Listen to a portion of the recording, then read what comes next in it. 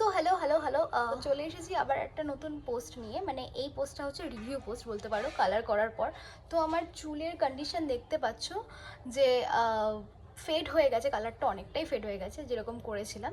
তো 2 সপ্তাহর বেশি হয়ে গেছে মোটামুটি। আরও মানে 2 সপ্তাহ পর আমাকে বলা হয়েছিল, মানে এই প্যাকেজে লেখা ছিল যে এর সাথে একটা অ্যান্টি ফেড কন্ডিশনার আছে, সেটা ইউজ করার জন্য। তো এটা আমি আজকে ইউজ করব, কারণ 2 সপ্তাহ পেরিয়ে আরও 2-3-4 দিন হয়ে গেছে, আর তো আমি টাইম পাচ্ছিলাম না মাঝে। তো আজকে একটু টাইম পেয়েছি, তো ভাবলাম তো এটা করি, আর সেটা তোমাদের সাথে রিভিউটা শেয়ার করবো। তো আর কি, আগের ভিডিওতে প্রচুর প্রচুর প্রচুর ভালোবাসা দিয়েছে, আমি ভিডিওটা ভাইরালও হয়েছে, খুব ভালো লাগছে।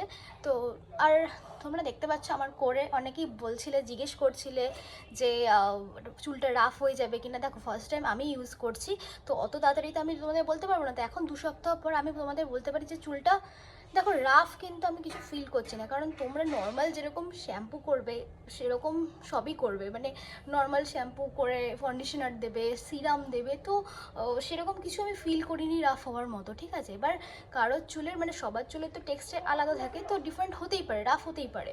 তো তোমরা ইউজ করো, একবার অ্যাটলিস্ট ইউজ করে দেখো। আমার মনে হয় না তোমরা কোনো খারাপ কিছু ফিল করবে, কারণ আমি নিজে ফিল করেছি প্রচণ্ড ভালো। তো আমি ইচ্ছা আছে পুজোতেও অন্য কালার করার, আর সামনেই পুজো চলে এসেছে দেখতেই পাচ্ছ। তো 2 সপ্তাহ হয়ে গেছে, তো আমি এই কন্ডিশনারটা ইউজ করব, normal sulphate free shampoo use করব, আর তারপর এটা করার পর তোমাদের আমি রেজাল্ট দেখাচ্ছি যে কী এফেক্ট হয়। আমি নিজেও জানি না এটা করার পর কী হবে। তো চলো আবার আফটার রিভিউ তোমাদের আমি মানে আফটার ওয়াশ আমি তোমাদের সাথে আবার শেয়ার করছি। আর হ্যাঁ, আমি বলতে ভুলে গেছি, তো আগের ভিডিওটাতে মানে যখন শেয়ার করেছিলাম, আমার তো অনেক গুণধর বন্ধু আছে যারা আমার পেছনে লাগার জন্য একদম মানে রেডি থাকে সবসময়। তো তারা আমার পেছনেই মশারিটাকে নোটিস করেছিল যে আমি কেন খুলিনি। তো আমি এবারেও খুলিনি, কারণ আমি প্রথমেই বলে দিয়েছিলাম যে আমি প্রচণ্ড ল্যাথকর, তো আমি খুলিনি। দেখো এখনও রয়েছে। তো ঠিক আছে, আমি আফটার ওয়াশ আমি তোমাদের সাথে আবার শেয়ার। সো আফটার ওয়াশ আমি চলে এসেছি কন্ডিশনিং করে, আর কন্ডিশনিংয়ের স্মেলটা জাস্ট অসাধারণ ছিল, মানে পুরো এক্স্যাক্ট স্মেল লাইক ওয়াইন, যেরকম লেখা ছিল ওয়াইন কন্ডিশনার।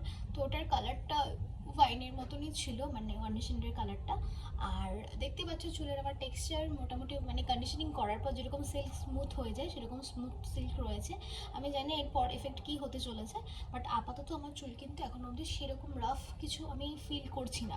ঠিক আছে, তো কালার করার পরে তোমাদের আমি একটা মেন কারণ বলে দিই, যেটা তোমাদের অবশ্যই করতে হবে, সেটা নয়তো দাগ লেগে যেতে পারে। যে তো কালার করার পর তোমরা যেটা মাথায় রাখবে সেটা হচ্ছে, স্পেশালি আমি ফেস করেছি বলে তোমাদের বলছি, যে চুলে মানে ওয়াশ করে আসার পর যখনই মানে তোমরা রেগুলারলি স্নান করার পর চুলটাকে অবশ্যই ফুল ড্রাই করে তবে কোথাও আর কি রেস্ট নিলে বা শুলে, তো ধরো অনেক সময় ইচ্ছা হলো যে বিছানা একটু হেলান দিয়ে শুয়ে থাকি বা বালিশে একটু মাথাটা চুলটা ছেড়ে দিয়ে শুকোবে, এরকম করবে না, তাহলে কিন্তু বালিশের দাগ ফাঁক বা চাদরের দাগ ফাঁক লেগে যেতে পারে চুলের।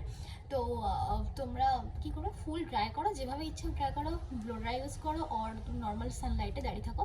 কিন্তু তারপর করার পর মানে পুরোপুরি শুকোলে তবেই কিন্তু বিছানায় উঠবে আর কি। নিজের সামনে পুজো আসছে, নিজেরাও করে ফেলো, বিন্দাস হেয়ার কালার করো আর ফটো তোলো। চলো দেখা হচ্ছে নেক্সট কোনো ভিডিওতে, টাটা।